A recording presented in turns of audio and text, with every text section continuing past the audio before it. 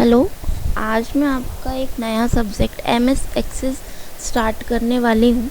तो सबसे पहले आप ये याद रखिएगा, आपका जो एमएस एक्सेस सब्जेक्ट है इसमें आपको एक जो आपका यूनिट है, यूनिट फर्स्ट, उसमें थ्योरी है और बाकी आपका जो पूरा 4 यूनिट है बाकी की, वो पूरी आपकी प्रैक्टिकल पर डिपेंडेंट है। तो पहले आपको पता होना चाहिए एक्सेस है क्या।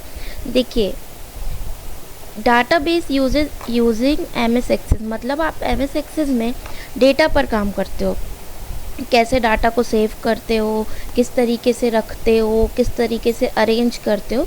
तो हम अब यही पढ़ने वाले हैं।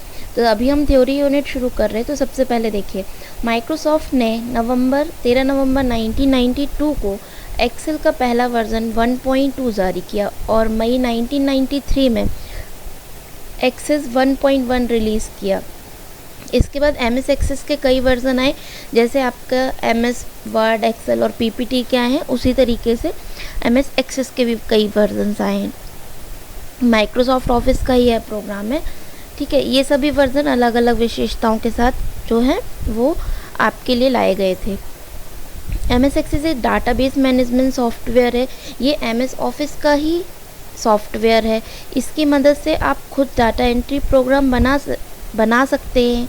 इसमें किसी विशेष समूह या संस्था की अलग अलग जानकारी को रखा जाता है, जैसे कि आप कॉलेज के स्टूडेंट का डाटा, किसी कंपनी में काम करने वाले कर्मचारियों की जानकारी, उनके नाम, पते, सैलरी, उम्र, एड्रेस, ये सब आप लिख सकते हैं, मतलब अपना डेटाबेस बना के रख सकते हैं।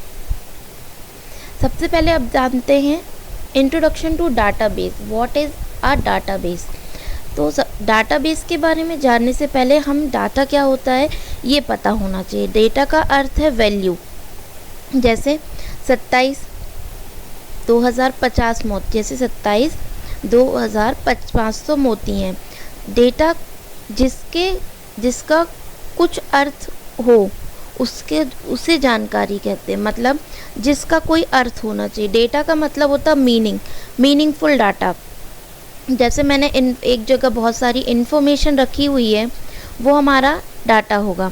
बहुत सारी इन्फॉर्मेशन को एक जगह रख लेना, उसको हम डाटा कहते हैं, या एट्रीब्यूट्स भी हो सकते हैं।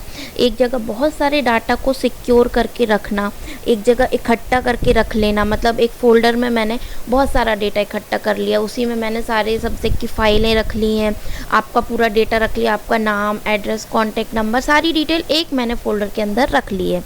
डाटा को तथ्यों या आंकड़ों के रूप में परिभाषित किया जाता है, या ऐसी जानकारी जो एक कंप्यूटर में स्टोर या उपयोग की जा सकती है, जैसे टेक्स्ट, संख्याएं या चित्र या ध्वनि को डिजिटल रूप में रखना। मतलब ज़रूरी नहीं है ना डाटा जो है वो आपका टेक्स्ट में हो, नंबर में हो, ग्राफिक्स में हो, ये आपके ऊपर डिपेंड करता है कि आप अपना डाटा क्या बना रहे हैं, किस तरीके से बना रहे हैं, ठीक है। तो एक डाटा का एक व्यवस्थित और संगठित संग्रह होता है। तो डाटाबेस क्या होता है? डाटा का एक व्यवस्थित और संगठित संग्रह होता है, मतलब स्टोरेज होता है। सामान्यतः इसे कंप्यूटर सिस्टम पर इलेक्ट्रॉनिक रूप में स्टोर और एक्सेस किया जाता है। मतलब हम डाटा को कंप्यूटर पर इलेक्ट्रॉनिक फॉर्मेट में रखते हैं और उसको हम एक्सेस करते हैं। एक्सेस का मतलब यूज़ करना, चलाना, ठीक है। जहाँ डाटाबेस अधिक जटिल होते, अक्सर उन पे औपचारिक डिज़ाइन और मॉडलिंग तकनीकी का प्रयोग करके विकसित किया जाता है। मतलब आप बहुत सारी चीज़ों का यूज़ करके, तकनीकी मतलब डिज़ाइंस और टेक्नोलॉजी का प्रयोग करके अच्छे से उसको डेवलप कर सकते हो। डाटाबेस में किसी समूह या संस्था की जानकारी रखी जाती है। डाटाबेस मैनेजमेंट सिस्टम, डाटाबेस क्या होता है? जहाँ आपका डाटा रखा हुआ है वह आपका डाटाबेस है। और डाटाबेस मैनेजमेंट सिस्टम क्या है? डाटाबेस मैनेजमेंट सिस्टम एक सॉफ्टवेयर होता है जिसके अंदर तैयार किया जाता है जिसके अंदर डाटाबेस को तैयार किया जाता है। डाटाबेस मैनेजमेंट सिस्टम को डाटाबेस मैनेजमेंट सिस्टम में डाटा को व्यवस्थित रूप से स्टोर किया जाता है और रिप्लाई किया जाता है और एक्सेस किया जाता है। मतलब आपने एक जगह डाटा रख लिया, इकट्ठा कर लिया, फिर डाटा बेस हो गया। जहाँ आपने डाटा रखा वो आपका डाटा बेस हो गया, और जहाँ से आपने उसको मैनेजमेंट किया, मतलब उसको आपने उसके ऊपर फीचर्स लगाए, फ़िल्टर लगाया, शॉर्टिंग की, उसको अपने अकॉर्डिंग एडिट किया, मतलब नेम की लिस्ट अलग बनाई, नंबर्स अलग लिखे, प्रॉपर रूप से उसको सेट किया, तो वो हमारा हो जाता है डाटाबेस मैनेजमेंट सिस्टम। देखिए, डाटाबेस मैनेजमेंट सिस्टम वह सॉफ्टवेयर है जो डाटा को रखने और उसका विश्लेषण करने के लिए अंतिम उपयोगकर्ताओं, एप्लीकेशन और डाटाबेस के साथ सहभागिता मतलब इंटरैक्ट करता है। डाटाबेस मैनेजमेंट सिस्टम एक एप्लीकेशन सॉफ्टवेयर है जो बड़ी मात्रा में जानकारी के डाटा एंट्री के कुशल मतलब के भंडार या स्टोरेज या प्रोसेसिंग की पूर्व अनुमति देता है। मतलब आप उस पर काम कर सकते हैं, पुनरावृत्ति कर सकते हैं, रिलेटिव डाटा रख सकते हैं, अलग अलग प्रकार का डाटा रख सकते हैं। इस तरीके से डाटाबेस मैनेजमेंट सिस्टम होता है। एक डाटाबेस एक डाटा संरचना मतलब डाटा स्ट्रक्चर है जो संगठित जानकारी संग्रहित करता है, मतलब उससे रिलेटेड सारी जानकारी को स्टोर करता है।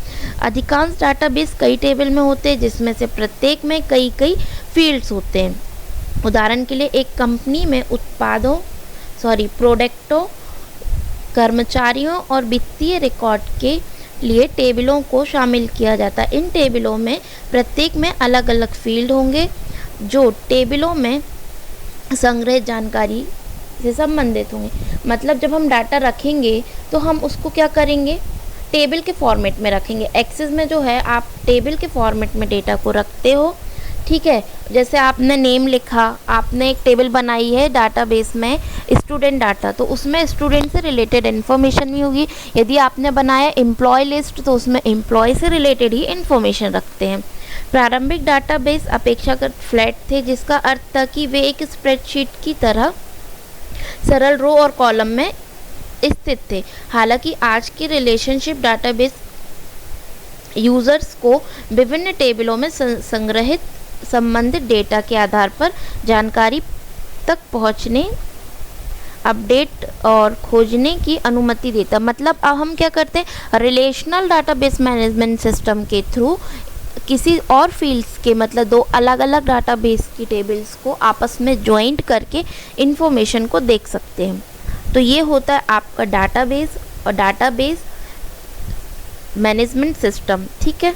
तो इसको आप अच्छे से एक बार सुन लीजिएगा और उसके बाद आपके पास ये नोट्स हैं तो एक बार इसको अच्छे से पढ़ लीजिएगा तो आपको और इजीली समझ में आ जाएगा।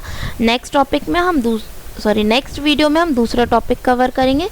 तब तक आप इसको पढ़िए और यदि कोई प्रॉब्लम होती तो प्लीज़ कमेंट करें या कांटेक्ट करें।